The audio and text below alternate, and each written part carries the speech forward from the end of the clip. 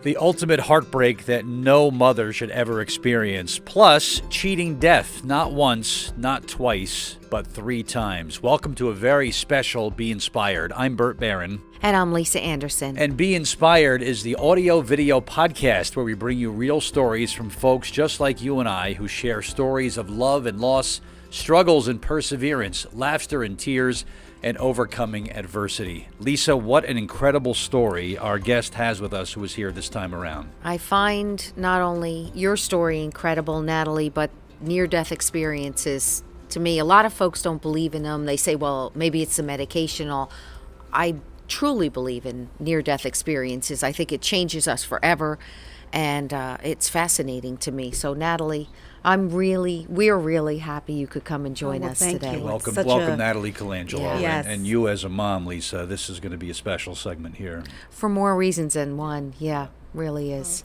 First off, thank you so much for having me on the show. It's truly an honor. Thank you. Let's get to know Natalie, as you have an amazing story. Let's go back to your early 20s. I guess we'll jump in there, right? I mean, for the most part, let's see, 20s, my early 20s. I grew up in New Jersey, so, was the club party kind of girl. I went out every weekend. I was a typical 22-year-old at that time. As I'm thinking back to that, it was the best time actually, just because I didn't have the responsibilities as I do now. But carefree. Right. Yeah. And, I enjoyed that time. And in the midst of that time, I met my first husband. And we were married for about 8 years, and unfortunately that didn't work out. But, that happens in life. Through that marriage, I gained a wonderful stepdaughter that I still have a very close relationship with. That's nice Yes. that you're still close. So, right, Because we a have lot a of very families, special when bond. they break up, Yeah. stepchildren and all, you don't see them. So Right. it's nice to hear. Today she's 25, and she's doing really well. She's actually going to school for physical therapy. Nice. Yeah, for her doctorate. So I'm Very really good. proud of They her. must think the two were sisters, right? When you walk with her. Exactly. They have to. Wow. Right. So, with that relationship, I cherish that relationship because it is like a mother-daughter bond. And she still considers me her stepmom. Oh, that's nice. Yes. That's nice. Yes. So, and it should be like that, friendly terms and all. A lot of families don't have that type of relationship, but glad to hear you do. So then after that marriage Right. ended, what was life thereafter? I was putting the pieces back together. I think at that time, I felt that failure because I came from a family. My parents are from Trinidad and Tobago, so their culture and their upbringing. It was very traditional, and I had the role model of both parents still being married, 43 years. Actually this past month. So I wanted that for myself. So, you could imagine after not having a successful marriage, I felt like maybe it was something I did wrong. I felt that failure. So I had to learn to work through that and pick up the pieces and start all over again. That's what you would have to do. Yeah, you feel like you have to explain to them because you don't get divorced in their culture. Right. So, and, yeah. So that was a big disappointment. I think really for me, because I felt like, okay, well, did I fail? What exactly did I do where it didn't work? Could I have tried something that could have been better? I played it over and over in my head, but I knew deep down, it really just wasn't going to work for obvious reasons I won't even get into. Yeah. But it was a very painful transition. I actually went to therapy to deal with the separation and what I went through in the marriage. And that helped me get stronger in that process. And then I got back on my feet. Didn't keep you from getting married It did again, not. did it? Well, no. So, and then in the midst of that, right, met the second husband. And that's where, I had gotten pregnant. And this was before marriage. And I was overjoyed, of course. And you're a parent, I'm sure, if anyone's a parent here. Yes. You find out you're pregnant, it's a joy. You're excited, the anticipation of being a mom. Most exciting time in a woman's life, Lisa, Right, would you say? Absolutely. exactly, because Sure. you Yeah, wait okay. to that moment. I know Yeah. for myself personally, I was excited. So to go through the course of pregnancy, it was a very nice and pleasurable experience. And unfortunately, that came to a hard, abrupt in 2014, January of 2014. And, could remember the doctor telling me the baby had no heartbeat. I just was I was floored. How do you, hear something like that? And, you just don't know how to react. I mean, granted, I felt like I was stabbed in the heart. Yeah. Your whole world The whole stops. world just stops. Yeah. And literally, that's what it felt like. And I can remember holding my stomach and just thinking, no, not my Gabriella. Yeah, it wasn't supposed to go this way. Right, and it People was are a baby pulling girl. for me, and Right. or this is supposed to be a celebratory time All in the our emotions, lives. And it just hit me. My husband, he almost fainted. He was so upset. They had to catch him. I mean, the whole thing was very upsetting. And unfortunately, there was nothing we could do. The next moment, I had to give birth to her, stillborn, and that was a very traumatizing experience. And I could remember feeling numb in that moment because I still am trying to fathom how this even happened. So to go through that pain and to see her come out and knowing that she's not going to, her eyes are open and, to live that moment, it's horrible. I don't wish that on anybody. It's a horrible feeling also that you have a whole future planned, and when you lose Right. a child, a baby, stillborn, any child, that future is gone. Yes. And I know from personal experience as well that happened to me. And what is even harder is you're on the maternity ward and you see, you see all the moms having the babies, and you see all the commercials when you get home for diapers, Right. and it's just a whole nightmare experience.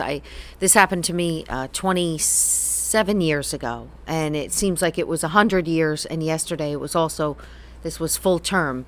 And there's not a whole lot of closure with that, and it takes a lot of courage, and it takes a lot of strength to go on after that, or to Sure, even and to yes. overcome the fear of having another child too. Sure. So continue Right. with how so are you after that? basically, as I was saying, in that moment, you see your child come out and she's lifeless. I can remember, like, I couldn't even hold her. I just didn't want to remember my daughter that way. Devastated, just devastated. The whole thing was horrible. To watch them take her away into the morgue. They did give me hand and footprints, which I just had tattooed on me. So she's with me all the time. Wow, that's you know beautiful. so That's and that beautiful. is something that I wanted to do because it symbolizes strength and it helps me get through the experience. And shortly thereafter, that's where everything had really gone wrong. Unfortunately, due to the complications of everything that I experienced with the loss of the baby, there was severe blood loss. So I'd gone into shock, unbeknownst to me at the time, after I'd given birth, and I stopped breathing.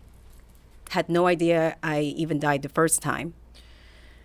died the first time. Yes, and that was because the first time. right? The first time. So here you are emotionally going through this, where your daughter is not alive. Now your life is in danger, and Yes. you actually died multiple times. Yes. Unbelievable. Tell us about that story. What happened And to you? really what happened, I could remember, in just going back to that, I really thought I was asleep, but in actuality, I was not breathing. I can still hear my husband calling me, and it started to fade, but I thought maybe, they probably gave me something, I'm asleep. That's not what happened. I was lifeless. It was almost 7 minutes from what I was told. In that moment, just playing it back in my head, I could remember we had a very special family friend that was close to us that had died 2 weeks before. His spirit came to me in that moment, and he said, "Get up."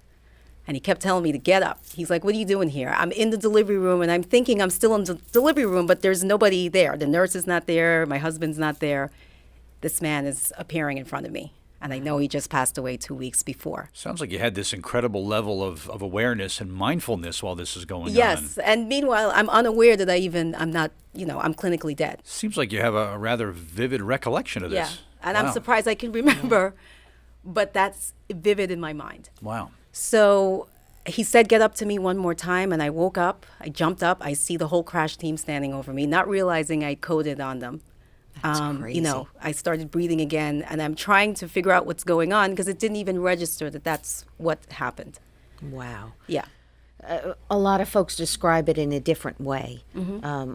Looking down on themselves. Did you find yourself at one Yes, point at looking one point, down? I believe that happened with surgery. They did rush me to surgery. I was still in pain. I was in so much pain. I can remember I was crying, and I'm holding on to the railing. They have you like on the bed, and literally going down that corridor. I felt like my life was flashing before my eyes. I mean, everything just slowed down again. And when I got into the surgery, they put me to sleep. And the next thing I can remember, I did have an out-of-body experience. I could remember, like, it feels like you're floating. Yeah. You're just kind of like wandering off. And I can see myself walking out. I see the doctors. I still see the same man that was deceased that we were very close to. But this time in the suit that I'm suspecting he was buried in, which later on my family did tell me because I did not go to the funeral. So I had no idea what the suit looked like. But he was standing behind the doctors, and they're working on me, and I can hear, we're losing her, we're losing her. And I just wandered off. I was traveling.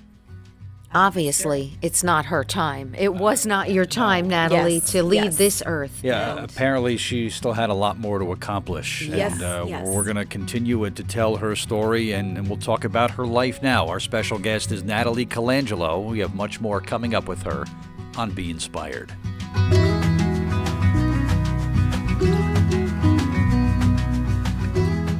Freestyle Marketing. For all of your marketing and promotional needs, follow or direct message Wendy for great ideas and first-class customer service. Contact Wendy at freestylemarketing.com. Moving is difficult. At Lowe's, it doesn't have to be. For all of your residential and commercial needs in Central New Jersey, contact Lowe's Moving Service at 732-775-4118. That's Lowe's. IgA Nephropathy Foundation of America is a 501c3 nonprofit organization dedicated to finding a cure for IgA kidney disease.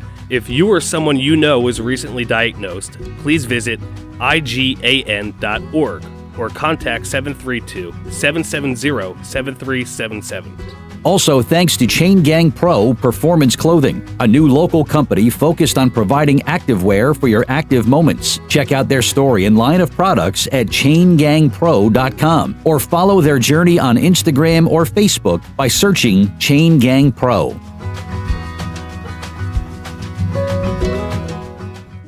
Maybe it's true what they say, a mother's work is never done, and that is why Natalie Colangelo is still with us here in this life, and she's our guest here today on Be Inspired. We're talking about some real struggles and hardships that she endured and almost losing her life on multiple occasions. And I continue to just be amazed, Natalie, at just your recollection of this. It sounds like it's something that, if Lisa and I were just kind of having a coffee at the corner coffee shop and just kind of having a conversation, you recall vividly these, I'm not even going to call it near death because you were dead. You were clinically dead on multiple occasions. So take us back to how this kind of wrapped up, and what have you learned from this, and where does it take you now? To wrap it up, they did revive me. But in the midst of trying to save my life, they did have to call other doctors from other hospitals because it was really that severe. 9 blood transfusions later, which equivalent to the 90% blood loss. Wow. Unfortunately, I was diagnosed with kidney failure at the time. 10 weeks of dialysis, and I'm off dialysis. I was even determined then. But once they did bring me back and, I was out of surgery, I was still in critical condition. I was still fighting for my life. But in that moment, I said to myself, you know what? I am going to get back up and be better and even stronger than I am now. I'm not even going to let this setback get the best of me. Wow. So I was very determined, even in ICU for 3 weeks that I was in the hospital. I got up out of that hospital bed, even with the edema of the lungs and, having my little IV, and I'm walking. I used to do laps, and, they were amazed at the spirit that I had because my fighting spirit just won't allow the defeat to take me over and consume me. So, with that said, like I always say, even now, where it takes me to where I am, that spirit keeps me stronger, believing in myself. And I did do counseling as well because, the grief was too much for me. Yeah, well, after a while. Afterwards, what should have been the most joyous time of your life was the most horrendous time of your life. Plus, you're going through all the physical changes, too. Hormonal changes, depression. A lot of moms, experience that. So good for you for getting some help with that. And now you're helping others. Don't you have a blog? Yes, I do. I have a blog. Yeah. It's called SuperNat77 on Instagram. I just started it. And it really motivates me to help other people because there's so many people that are going through, something is similar, or they're just feeling like they're alone. And my goal is to at least help reach somebody, to help them. When did that occur to you, Natalie? I've always wanted to do it even after I got out of the hospital. But recently, it really, I think I needed time to be Yeah, ready to do that. sure. And once that That's time strong. came, it really motivated me, as well as people I do follow that do motivational. One gentleman in particular actually really supported the decision to help me make that decision. And I'm grateful to him because, a lot of what motivated me is because of him. He, just because I followed the page, but excellent. So because of that, I said, you know what, you could do this. If he can do it, and all the other people that you follow that do the motivational pages, you can do the same thing. So I try to inspire others with what I put out there, and I do show the emotion if I'm feeling sad, or again, I'm not a pillar of strength, but No, none of us are. this is how I build my mind, my body, my spirit. And it shows people that you're not alone. I've talked to people over the years, Natalie, that have survived plane crashes. I talked to a survivor of a jump from the Golden Gate Bridge, and I couldn't help but think that you're still here for a reason. Oh, yes. I'd like to think Natalie Colangelo is here for a reason, whether it's touching people's lives, being a source of inspiration for people, maybe for a mom who went through what you went through during childbirth, and just to have a shoulder to cry on or somebody to talk to. Mm-hmm.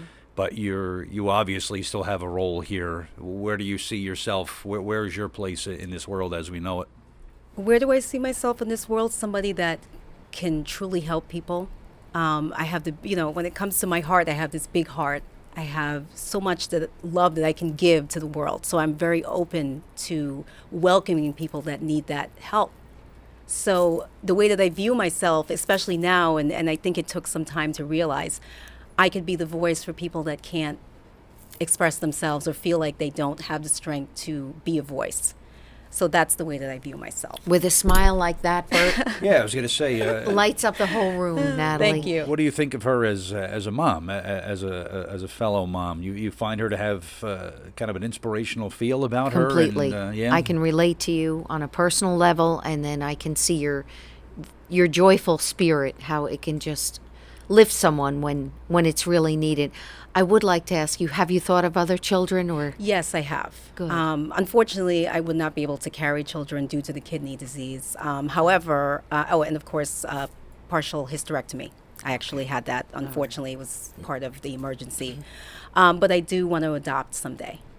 Definitely, there's so many people are not wanted, especially children. And, I have so much love in my heart to give.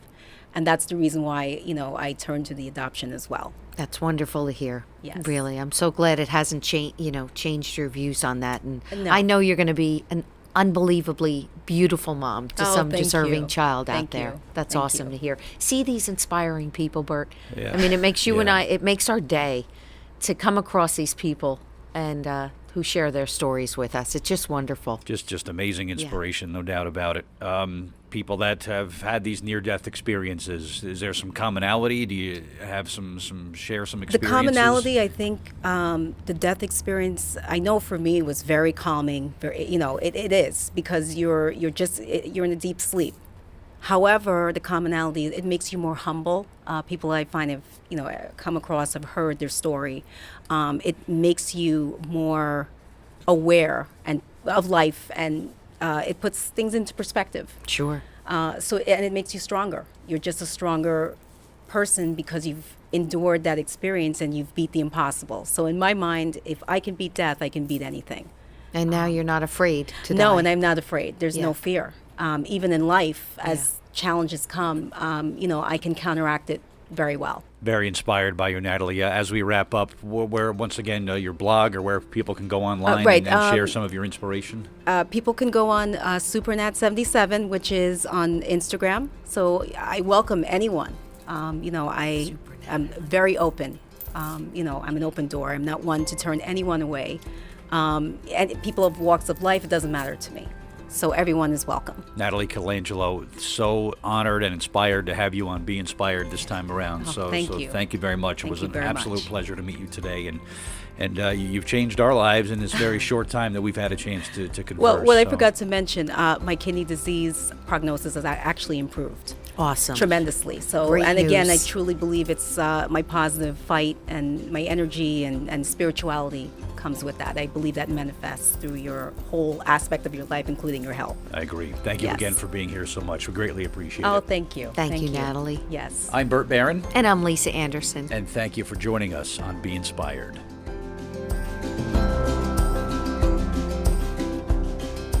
Next on Be Inspired. Well, I always had an interest in the military, and then when I graduated, 9/11 happened. I did 4 years in the military, 2.5 deployments. I knew that some of the stuff that I saw was, it was going to change you, but I had no idea it was going to change me that much. The reason you do your walk is to help veterans with PTSD. And I don't want guys that are going through what I went through to feel what I felt. This is Emery. She goes with me everywhere I go. Next episode on Be Inspired. Be Inspired podcast, directed by Rod Weber, production assistant Carlo Anthony, post-production editor Rebecca Gruber. Be Inspired with your hosts Lisa Anderson and Bert Barron, co-producers Lisa Anderson and Erwin Sternberg, executive producers Rod Weber and Sean M. Sternberg, created and produced by Michael R. Doyle.